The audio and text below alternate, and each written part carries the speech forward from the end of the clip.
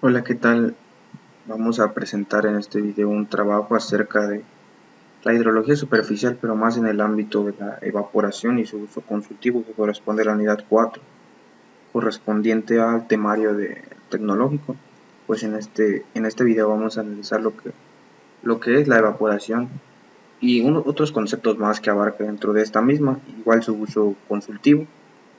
Como a manera de introducción, pues la evaporación ya casi todos conocen lo que implica esta misma, saben relacionarla con distintos ámbitos que pasan a lo largo del día, a lo largo inclusive de los estudios, se estudia en base a la química, en base a distintos ámbitos se puede ver la evaporación ya está relacionado, sabemos lo que significa por empíricamente, pero ahora sí que técnicamente es algo más, es un poco más, se puede profundizar un poco más. Y lo podemos ver a través de una pequeña cantidad de agua derramada en el suelo pasado un tiempo, ¿verdad? Vemos que desaparece. Es un fenómeno cotidiano por el cual el agua líquida ingresa a la atmósfera en forma de vapor, regresando al ciclo del agua. Entonces vamos a ver lo que significa a manera algo técnica, más como conceptualizando. La evaporación, pues aquí dice en esta definición concreta que es un proceso de transición de un cambio de fase que experimenta una sustancia a partir de un estado líquido a un estado de vapor o gas.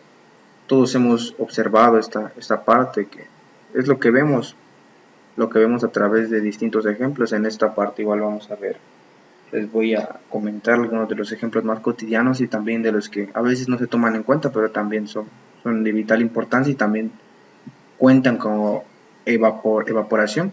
También tiene algunos de sus, tiene unas contrapartes acerca ahora sí que conceptos con los que igual se pueden confundir, pero aquí vamos a aclarar de igual manera lo que es la evaporación.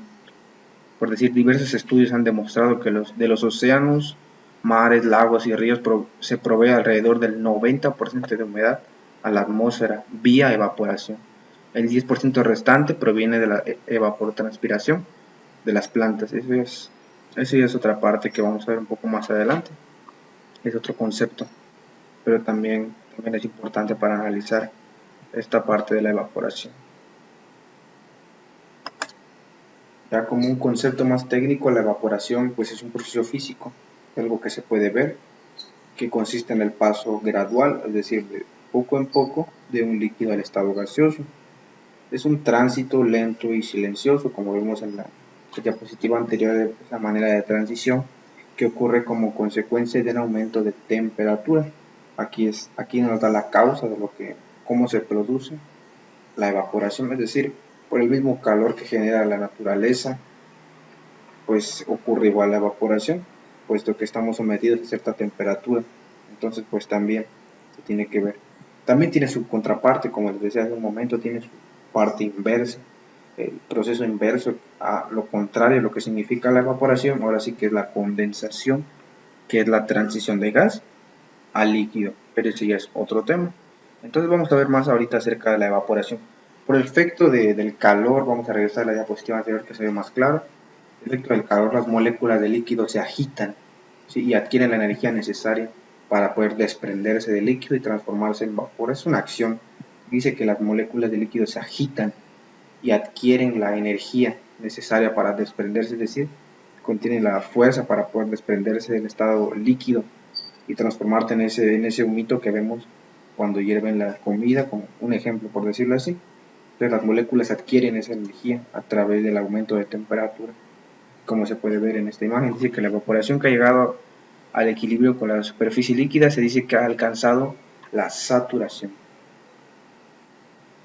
La evaporación se puede observar, por ejemplo, en los charcos que se forman tras la lluvia y luego se evaporan cuando sale el sol.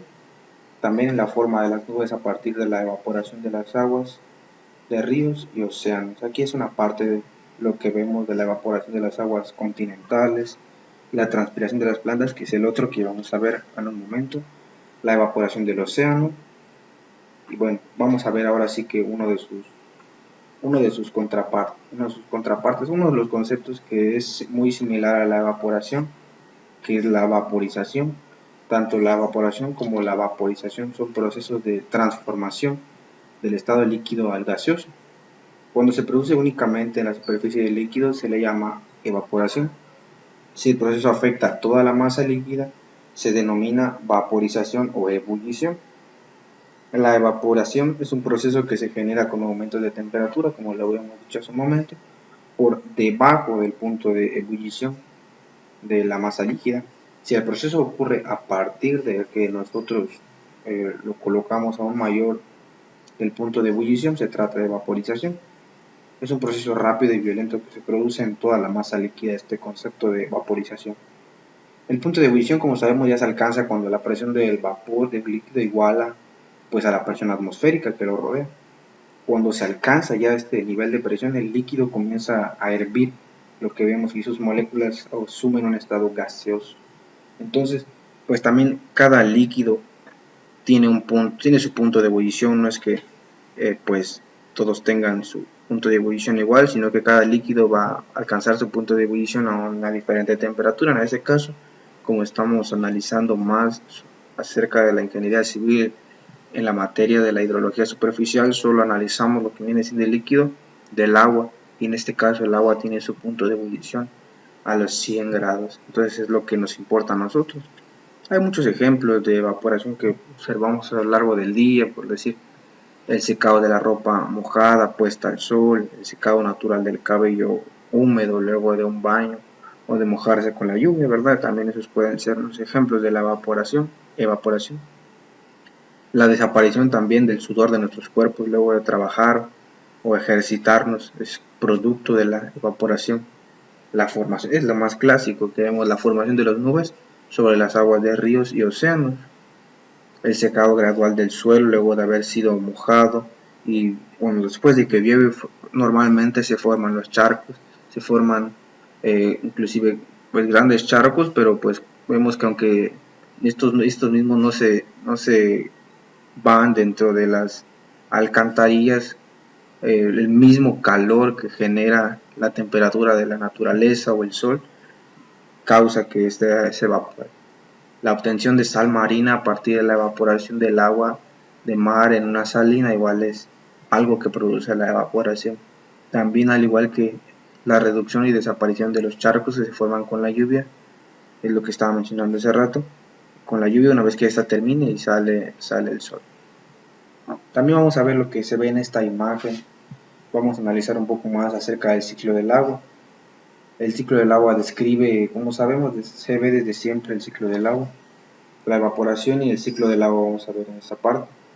El ciclo del agua describe la totalidad de intercambios hidrológicos que ocurren entre la atmósfera, la tierra y el mar, a través de los tres estados que conocemos del agua: el sólido, el líquido, y en este caso estamos viendo más el líquido y gaseoso. El sólido no lo tenemos casi en cuenta. Entonces, ¿qué es lo que pasa? El sol evapora el agua sobre la superficie de los mares, lagos y ríos, y este vapor, al entrar en las alturas, como se ve en la imagen, en esas alturas se condensa, transformándose de nuevo en líquido. Entonces este líquido desciende hacia la Tierra a través de un fenómeno conocido como precipitación, que hemos visto ya en unidades anteriores de esta materia. La precipitación, que en climas fríos puede producirse en un estado sólido del agua, como nieve o granizo. Es importante recalcarlo porque en climas de temperatura cálida se producirán precipitaciones líquidas en forma de lluvia. Del ciclo del agua se puede deducir, podemos concluir que hay una enorme importancia de la evaporación solar de las aguas del planeta, porque pues ayuda a producir el clima y ahora sí que renueva la humedad del aire y de la vegetación. Sin ese proceso no sería posible la vida sobre la Tierra. Así de importante es la evaporación sobre el ciclo hidrológico. La evaporación también se puede tomar en cuenta como un método de separación. Sí, en la ciencia química la evaporación se ha incorporado como un método básico y muy eficiente para separar una solución o mezcla en la que se encuentra un solvente. ¿Sí? El proceso se realiza calentando la solución hasta que el solvente se evapora y deja un residuo líquido. Entonces, de manera natural, esto se produce con la sal marina cuando el sol separa el agua de los cristales de sal a la orilla del mar. Es importante recalcar eso. Podemos reproducir este proceso de separación a través de un sencillo experimento, usando una mezcla de sal y agua. Este experimento se hace desde la secundaria, lo hemos visto que se hace desde ahí. ¿Con qué propósito? Para separar la sal del agua salada se calienta la solución en un vaso de precipitado.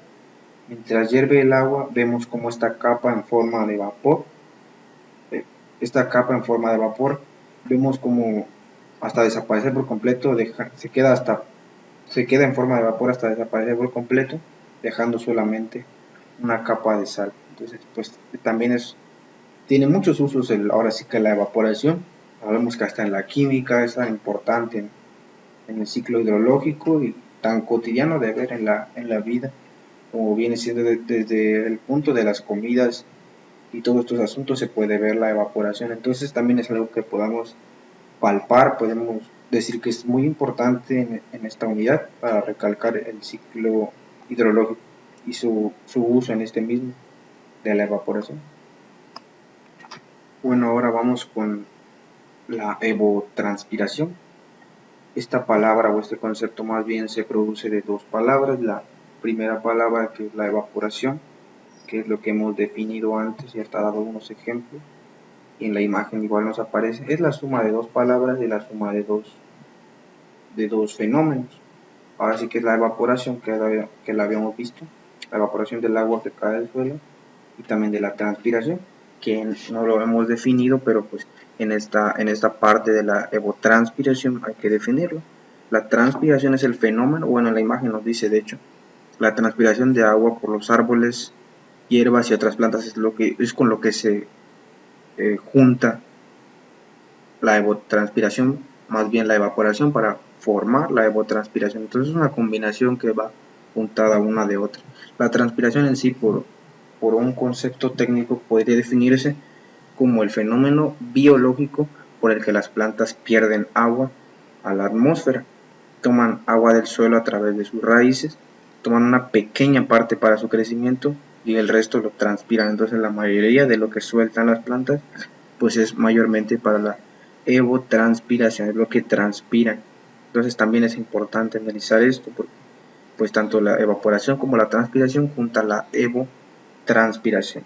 Es también importante. Y dentro de esta rama, este concepto más bien, también encontramos otros que algunos de los que han estudiado más estas ramas, como por decir un científico llamado apellidado Thorndike, denominó también, separó la evotranspiración real y la potencial. Entonces, para su estudio más profundizado los separó en dos. La evotranspiración potencial la llamó a la que se produciría si la humedad del suelo y la cobertura vegetal estuvieran en condiciones óptimas. Así es lo que llamó a la evotranspiración potencial. Por el contrario, a la real es la que se produce realmente en las condiciones existentes en cada caso. Es evidente que la transpiración potencial es menor o igual, la real es menor o igual que la potencial. Por decir, en un lugar desértico, la evotranspiración potencial puede ser mucho menor que la real, puesto que no hay agua obviamente para evotranspirar. Serán iguales siempre que la humedad del suelo sea óptima, solo así pueden ser iguales, y que exista un buen desarrollo vegetal. Esto sucede en un campo de cultivo bien regado, solo así puede hacerse, o en un área con vegetación natural, en un periodo de suficientes precipitaciones. Entonces, el concepto de evapotranspiración potencial es difuso para cada tipo de... es difuso, pues existen distintos tipos de plantas que evapotranspiran una cantidad de agua diferente. Entonces también es algo que hay que analizar. Se han establecido distintos conceptos para este estudio. La evapotranspiración de cultivo, que hace referencia a, abreviadamente, evapotranspiración de referencia, que se produciría de un campo de gramíneas y 12 centímetros de altura sin falta de agua y con determinadas características aerodinámicas y de albedo, y la evapotranspiración de un cultivo en condiciones estándar. Es la evapotranspiración que se produciría de un cultivo especificado, sano y bien abonado y en condiciones óptimas de humedad del suelo. Es igual a lo anterior, multiplicado por el coeficiente correspondiente al cultivo. Entonces estos datos, estos cálculos matemáticos que se deben hacer para obtener la evapotranspiración, también los vamos a analizar en esta parte. Todas estas disquisiciones son fundamentales en la ingeniería de cultivos. También podemos ver la aplicación en esta ingeniería en cuanto a agronomía, no solamente a lo civil, sino que es muy importante para el estudio de campo, el estudio de cultivos. Entonces, en hidrología, el considerar la evapotranspiración dentro del balance general de una cuenca, los conceptos de evapotranspiración de referencia y de evapotranspiración potencial son intercambiables, pueden cambiar, pueden variar. Entonces utilizaremos, dentro de estas vamos a utilizar fórmulas que fueron diseñadas para calcular cada evapotranspiración, la real y la evapotranspiración normal, indistintamente.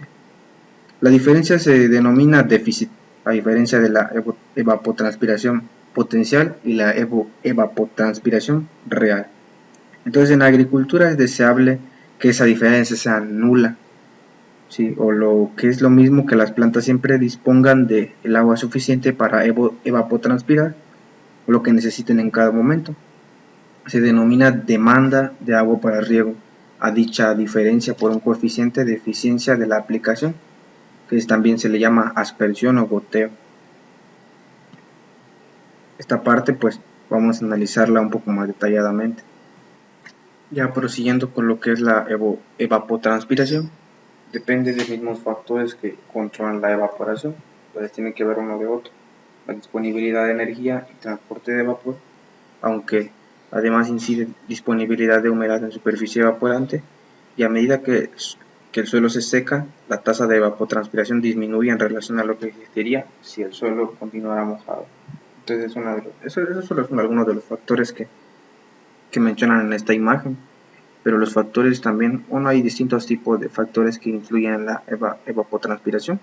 Entre ellos pues depende del poder evaporante de la atmósfera, que a su vez depende de los siguientes factores, por decir la radiación solar, la temperatura en relación estrecha con la anterior pero más sencilla de medir, también la humedad, la menos humedad, que lo que significa es mayor evaporación, entonces la presión atmosférica igual importa, y la altitud en relación con ella. A menor presión es mayor evaporación, entonces también el viento igual repercute en la evapotranspiración. Más viento significa más evaporación. En la evaporación, desde lámina de agua libre influye el poder evaporante de la atmósfera, la salinidad del agua, inversamente la temperatura del agua. También la evaporación desde un suelo desnudo depende del poder evaporante de la atmósfera, el tipo de suelo, el grado de humedad del suelo, y finalmente la transpiración está en función del poder evaporante de la atmósfera, como se había anunciado desde el primero de la evaporación, el grado de humedad del suelo, también los tipos de planta se introducen en esta parte. Las variaciones estacionales obviamente también tienen que tener en cuenta las estaciones del año, en un cultivo, el desarrollo de las plantas, en zonas de bosque de hojas, la caída de la hoja paraliza la transpiración, entonces también habría que analizar las estaciones en donde las hojas de los árboles se caen, las variaciones igual interanuales, como en áreas de bosques de evapotranspiración, aumentan con el desarrollo de los árboles, también es algo que hay que tener en cuenta. Y finalmente, bueno, como ya manera de acercándonos al tema final, pues vamos ahora con la medición de la evaporación y también de la evapotranspiración. La medida del poder evaporante de la atmósfera es lo que vimos como primer punto, de los cuales son los que influyen en la evapotranspiración. Entonces, como para medir esta parte de la evapotranspiración, necesitamos analizar lo que viene siendo la medida del poder evaporante de la atmósfera. Al realizar medidas podemos asimilar la evaporación que se produce desde una lámina de agua libre al poder evaporante de la atmósfera. Así, el equipo básico de medidas es el tanque de evaporación, recipiente de tamaño estandarizado, tanque de clase A de 1.20 de diámetro por 25 centímetros de profundidad, con un tornillo micrométrico para medir el nivel de agua con precisión. Lógicamente, al lado siempre debe existir un pluviómetro, Por ejemplo, si el tanque ha bajado del nivel 2 milímetros y en el mismo periodo han llovido 3 milímetros, la evaporación ha sido solamente de 5 milímetros. A partir de la medida de evaporación del tanque se evalúa el valor equivalente de evapotranspiración o la otra evapotranspiración potencial multiplicado por el coeficiente del tanque. Entonces este coeficiente del tanque es variable, pero generalmente oscila entre 0.6 a 0.85 más o menos. Se pueden ver en las tablas de algunos libros, ahí los podemos buscar. Estos aparatos a veces se instalan flotantes sobre balsas en embalses, donde el estudio de la evaporación tiene un gran interés, o también en semienterrados, de modo que la superficie del agua quede próxima a la altura del suelo. Aunque el tanque es un equipo sencillo, se utilizan con más frecuencia los evaporímetros del papel poroso, o también se les denominan piche. Dan un error por exceso también. Aproximadamente la equivalencia sería la siguiente. También esta parte nos da una ecuación de lo que nos viene venimos analizando la evaporación. La evaporación del tanque es igual a la evaporación del piche, o sea de los evaporímetros de papel poroso.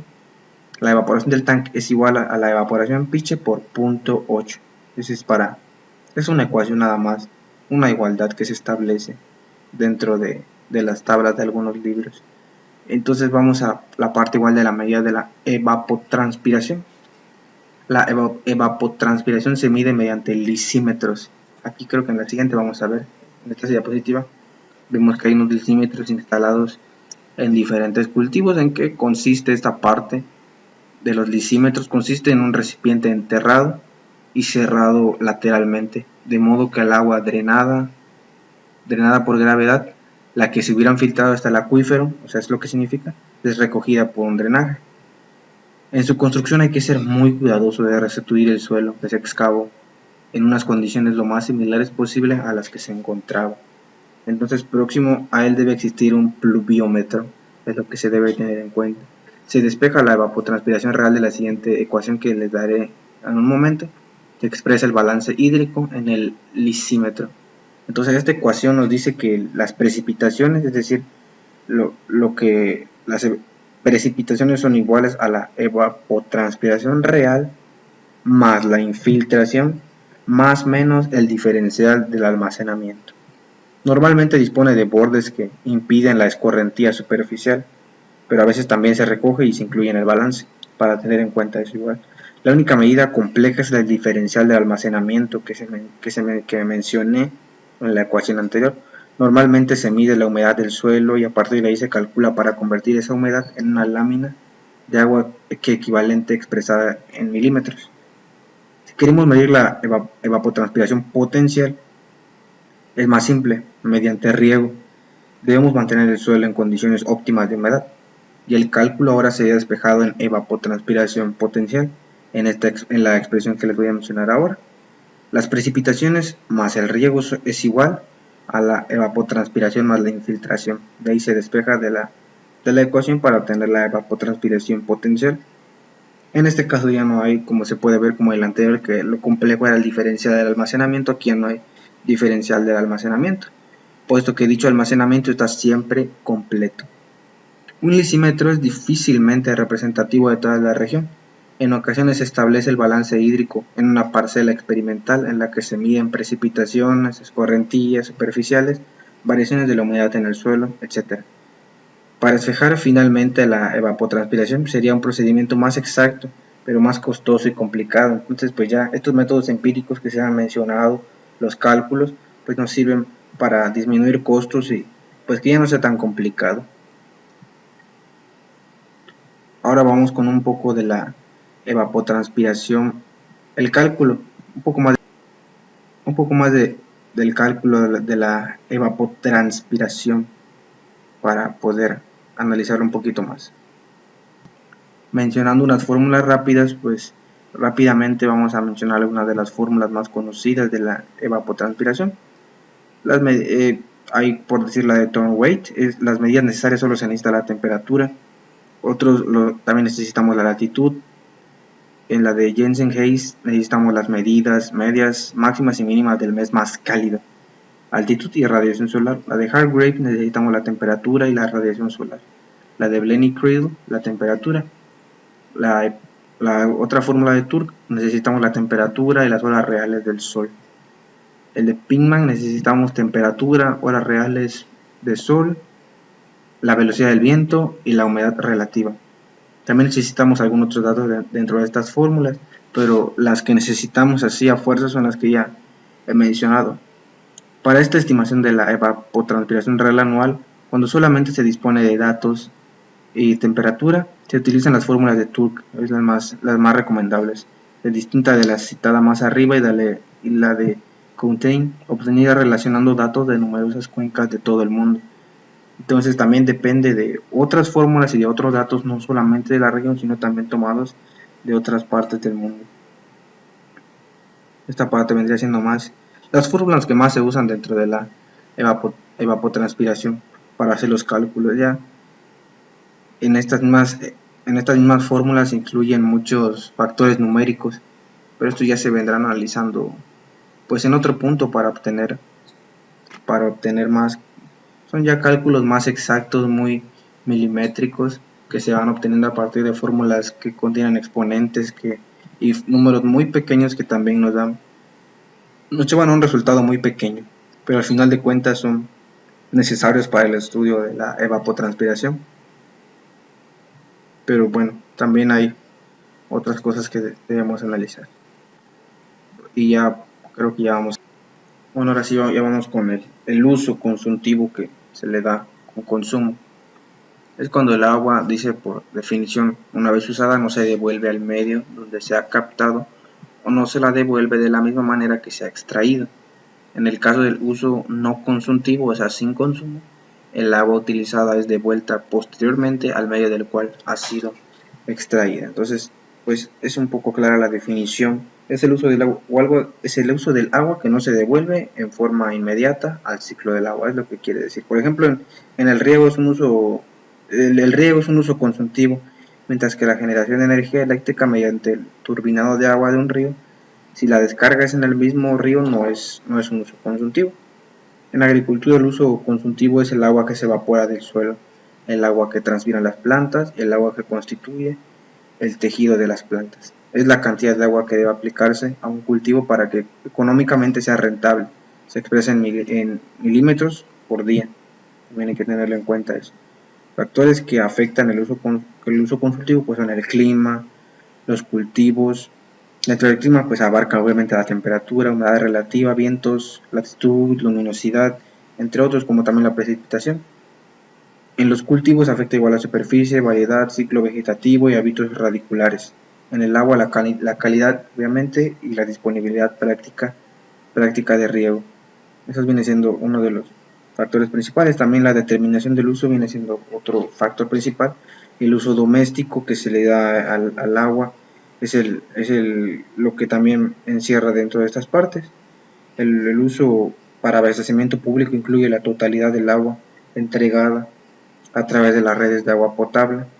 Estas redes se abastecen más bien a partir de los usuarios domésticos, así como a las diversas industrias y servicios conectados a dichas redes. El disponer de agua en cantidad y calidad suficiente para el consumo humano es una de las demandas básicas de la población, pues incide directamente en su salud y bienestar en general.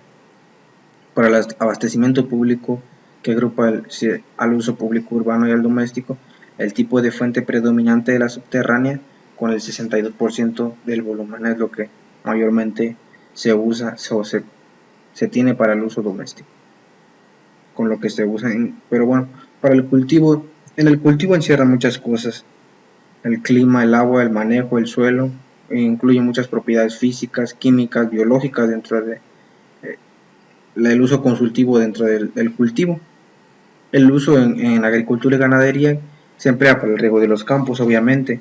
El agua en ganadería se usa como parte de la alimentación de los animales, en la limpieza de los establos y otras instalaciones dedicadas a la cría de ganado. Sin embargo, es también la irrigación donde más agua se usa, y probablemente a nivel mundial al uso del agua al que más importancia que se le da. La cantidad consumida de agua para producir una cosecha es enorme. Se necesitan entre 1 y 3 metros cúbicos de agua para cosechar 1 kilo de arroz. Es demasiado eso, porque dice que serían de 1000 a 3000 litros aproximadamente solo para cosechar 1 kilo de arroz, y 1000 toneladas de agua para producir 1 tonelada de grano. También tenemos su uso industrial. El uso industrial, en este rubro se incluye la industria que toma el agua que requiere directamente de los ríos, arroyos, lagos o acuíferos del país. Aquí también lo podemos ver en esta parte. Se clasifican en estas partes. El uso en la regeneración de energía térmica también se puede usar. El uso industrial también se ve, es el que toma directamente de los ríos, lagos, y también el grado de presión sobre el recurso. El porcentaje que representa del agua utilizada para usos consultivos respecto al agua renovable es un indicador del grado de presión que se ejerce sobre el recurso hídrico en un país. Eso es a grandes rasgos para lo que se usa el uso del agua. A manera de conclusión podemos decir que es en agricultura y ganadería, uso industrial, uso en regeneración de energía térmica, uso doméstico, y los factores pues prácticamente en todos son los mismos, y también tomamos en cuenta el grado de presión sobre el recurso. Pues eso es lo que podemos tomar en cuenta acerca de la evaporación en la vida diaria, tanto para analizar como empíricamente lo que vemos a diario, pues es importante en todos los aspectos. Eso ha sido todo por parte mía, espero que le haya servido. Muchas gracias.